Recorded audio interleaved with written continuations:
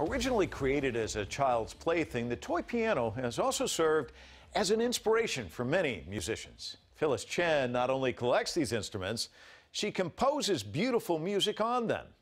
Her compositions are elaborate and complex. Chen prefers to use the nostalgic sounds of childhood by sometimes incorporating music boxes into her performances. She's also the founder of the biennial Uncaged Toy Piano Festival, a festival for toy piano composers to unveil new works. She's released 4 collaborative albums and 3 solo albums using this unique instrument. Full Frame visited Phyllis Chen in New York, where she invited us to take a musical journey back to our childhoods.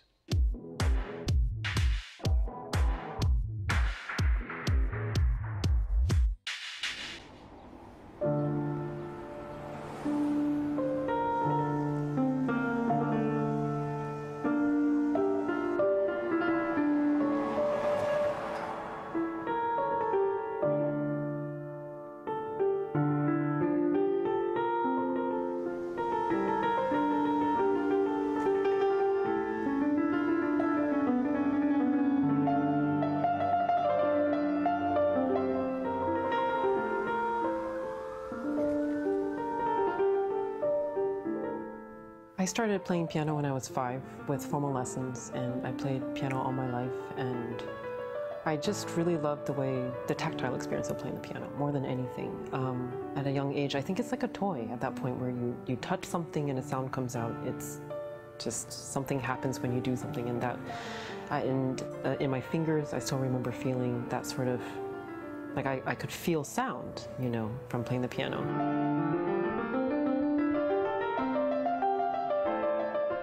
And then I started to fall in love with playing classical music, and that led me to pursue it in college and forward.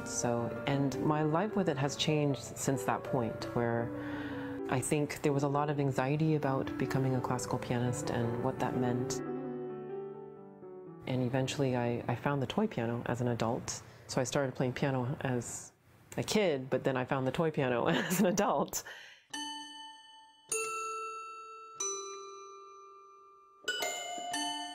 When I found the toy piano, I knew immediately there was a lot of potential for this instrument, and there wasn't a lot of music out there, but I really thought there was something special that a lot of composers would really love.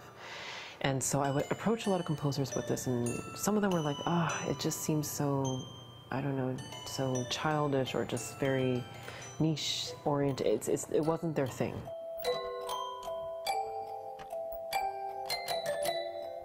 So it became clear to me at that point that I think I loved it more than anybody in a way, and it naturally led me to write music for it that I wanted to play for it.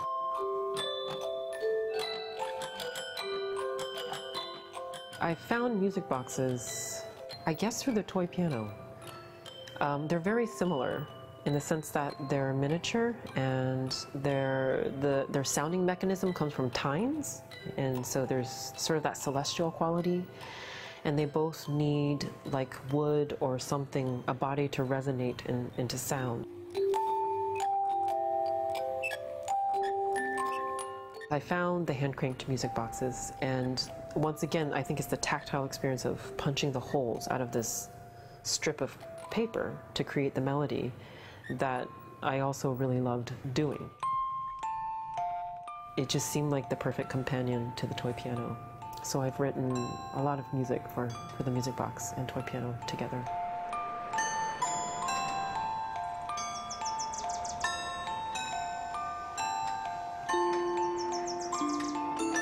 As a mother of 2 daughters, I think just kind of the idea of women and the sort of vulnerability of childhood and particularly young girls was really prevalent on my mind. I came across Pelagian Turco's books and found her stories completely inspiring and ordered all her books right away.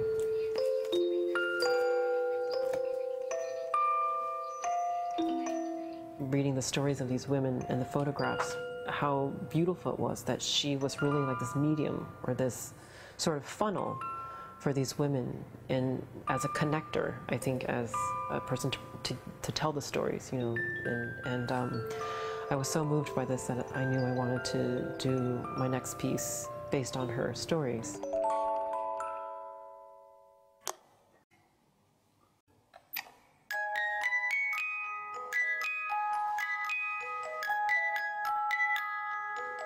A lot of the music boxes that we find tend to have the traditional pink ballerinas inside, and they're pink, pink, pink, pink, pink, basically pink.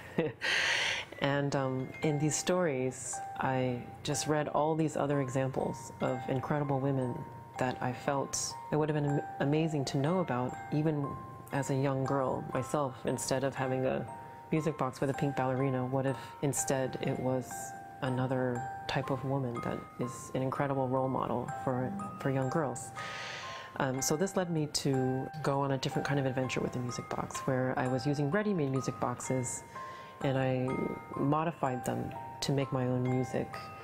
And I worked with a friend of mine who is a choreographer and a puppeteer, Jordan Morley, to create new figurines to go inside of the music boxes that were all inspirations from Paulo's books.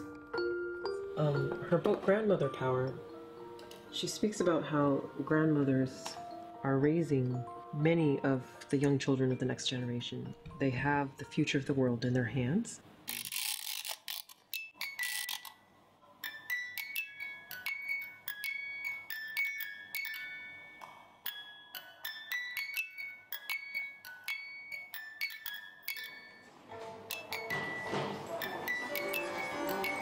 Is this the same level as yesterday? This season I have a few concerts coming up with toy pianos. Okay, cool. Is that the right one, Phil? This fall I have a residency at the SUNY New Paltz, and I'll be doing a performance there of Paolo Gianturco's inspirational piece that I wrote, Lighting the Dark, for the toy pianos and a bunch of keyboards and modified music boxes.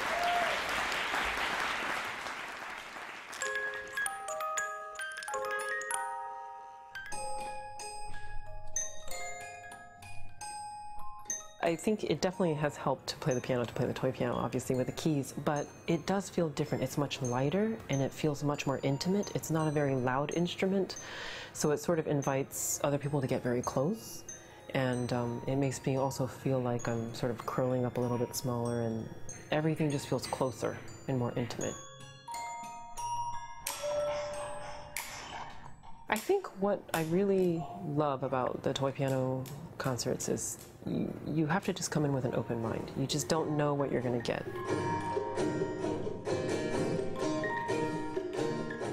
And that's very different than sort of the classical background where you know the piece, you know the performer. So even though there's a large performance element there's something that is very predictable. But with the toy piano concerts, you probably just don't really know what's going to happen. A lot of it depends on the conviction of, you know, the person playing it.